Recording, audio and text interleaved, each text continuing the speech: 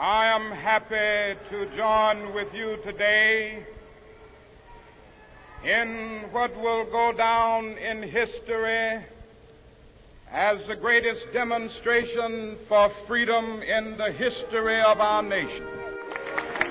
No, we are not satisfied, and we will not be satisfied until justice rolls down like waters and righteousness like a mighty stream.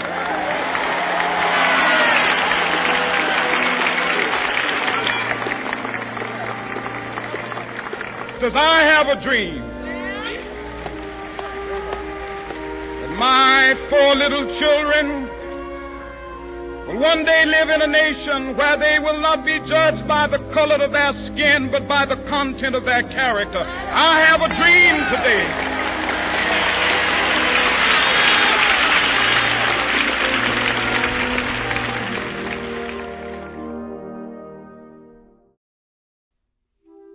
In 1951, Father Thomas Lawless, the principal of Salesianum, made history when he broke racial barriers by admitting 5 black students, thereby making Salesianum the first high school in the state of Delaware to desegregate. His action was not motivated by the federal mandate that would be imposed 5 years later as a result of the Brown versus Board of Education Supreme Court decision. Father Lawless simply refused to deny any student the right to a Catholic education.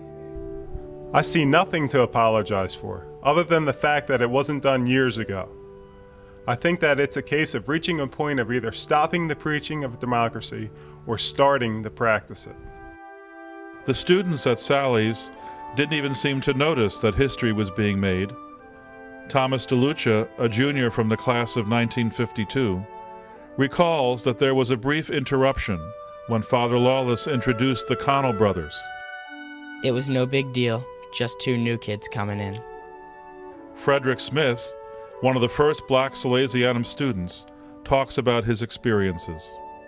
The first days was very receptive and everything. Yes, they greeted us nicely. Didn't have any problems whatsoever. Of course, people acting biased and things like that. It's a good school, and they prep you to be doctors, lawyers, presidents, and whatever you want to be. They teach you that. If you don't have God in your heart, you would be a bigot, You'd be biased of a lot of different things, So they're just the greatest school I know.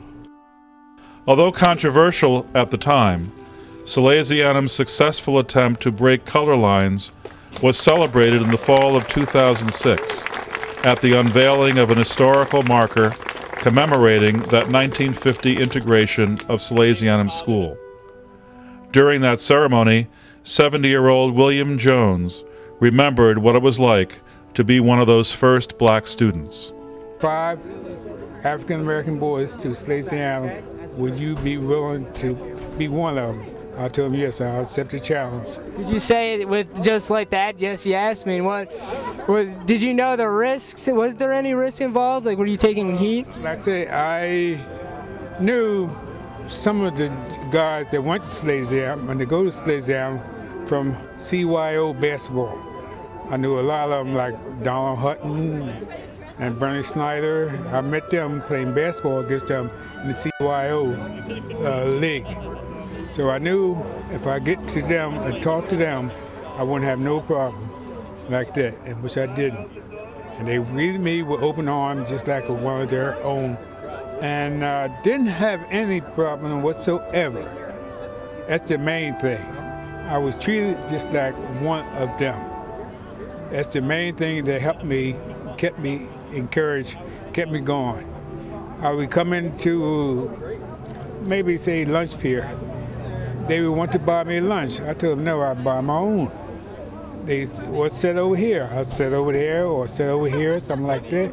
It was no derogatory measurement at all. It's good education and everything. And like I said, it helped me in life. And when everybody looked up to me because I was one of the first African Americans to go to a white school in the state of Delaware.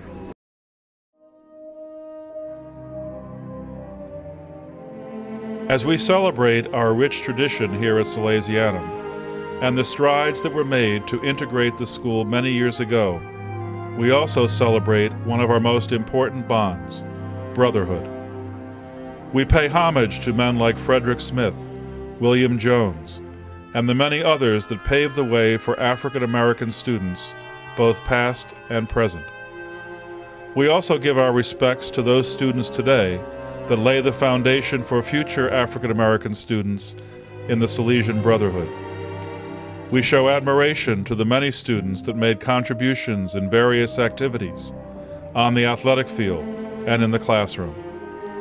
We look at the pictures from our history and we see many faces, and these faces have many things to say.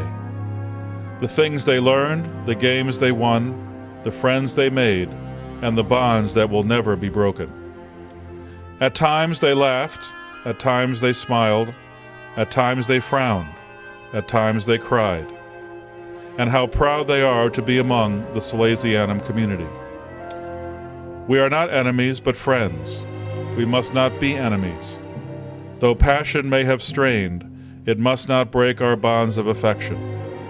The mystic chords of memory will swell again, as surely they will by the better angels of our nature.